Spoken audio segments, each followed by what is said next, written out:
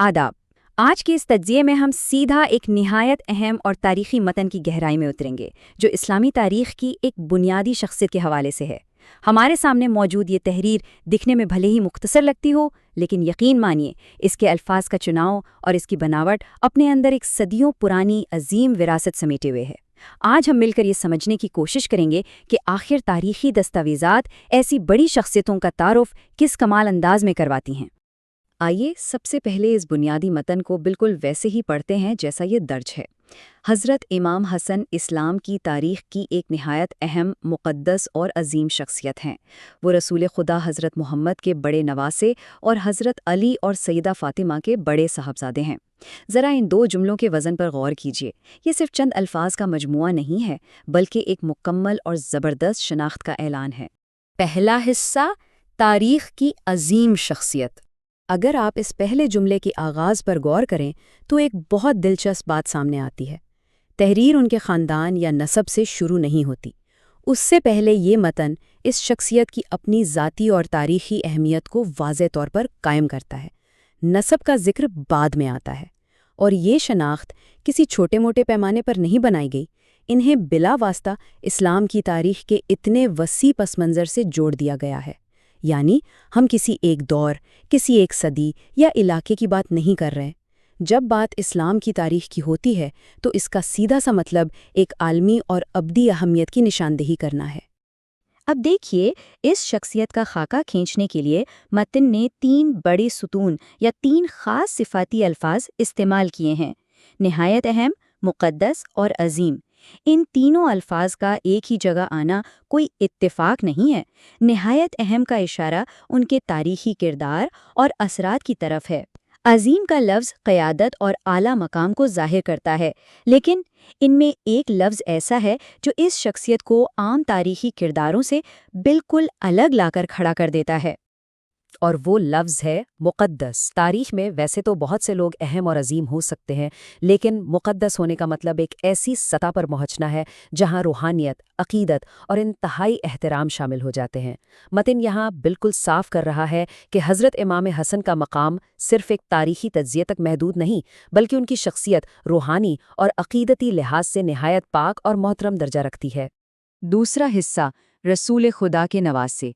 इस ज़ाती और रूहानी शनाख्त को मजबूती से कायम करने के बाद दूसरे जुमले में आकर मतन एक नए रुख की तरफ मुड़ता है। अब तवज्जो इस बात पर है कि ये अजीम शख्सियत आखिर किन बुनियादी जड़ों से जुड़ी हैं।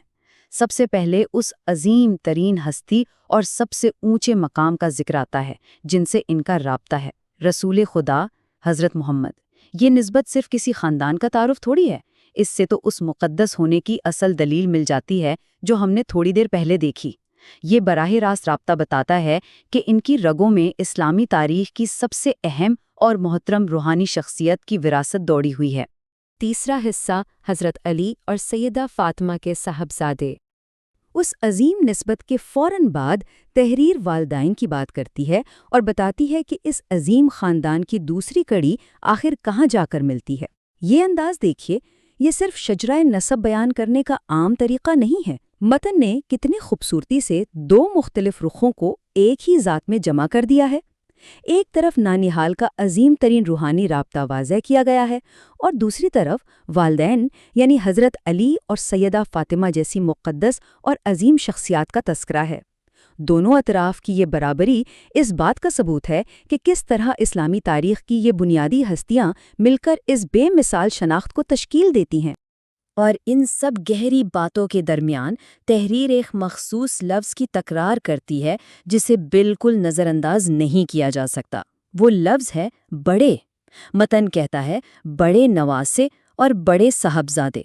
जब एक ही जुमले में किसी लफ्ज़ को जानबूझकर 2 बार लाया जाए तो वो खुद ब खुद ख़ास हो जाता है ना? ये लफ्ज़ उनकी सबकत, उनके अव्वल मकाम और रुतबे की बिल्कुल वाज़े तस्दीक करता है। ये दर्जा अपने आप में एक ख़ास किस्म की जिम्मेदारी और एहतराम का तकाज़ा करता है जो हमेशा बड़े होने की हैसियत से जुड़ा होता है। अगर हम इस मुख्तसर से मतन को एक टाइम लाइन में रखकर सोचें तो तस्वीर शीशे की तरह साफ हो जाती है। ایک پاک وراثت پہلے دور سے شروع ہوتی ہے، پھر دوسرے دور میں والدین کے ذریعے آگے بڑھتی ہے، اور پھر بالکل سیدھا تیسرے دور میں حضرت امام حسن کی طرف منتقل ہو جاتی ہے۔ یہ تحریر اصل میں ایک تسلسل کی کہانی سنا رہی ہے۔ یہ صرف شخصیاتوں کے نام نہیں ہیں دوستوں، بلکہ ایک عظیم الشان روحانی اور تاریخی سلسلہ ہے جو بغیر ٹوٹے چلا آ رہا ہے۔ اس پرمغز مطالعے کو ہم ایک آخری خیال کے ساتھ مکمل کرتے ہیں۔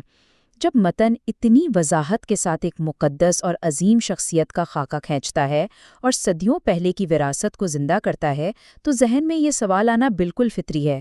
آج کے اس تیزی سے بدلتے دور میں اسلامی تاریخ کی ایسی مقدس میراث کو پہچاننے اور آگے بڑھانے کے دراصل معنی کیا ہیں؟ یہ ایک ایسی صدیوں پرانی حقیقت ہے جو آج بھی اپنی پوری آبوتاب سے موجود ہے، اور یہ سوال واقعی غور طلب ہے، کیونکہ تاریخ ہمیشہ ہمیں نئے پس منظر میں سوچنے کی دعوت دیتی ہے۔ اس تجزیے میں شاملیت کے لیے بہت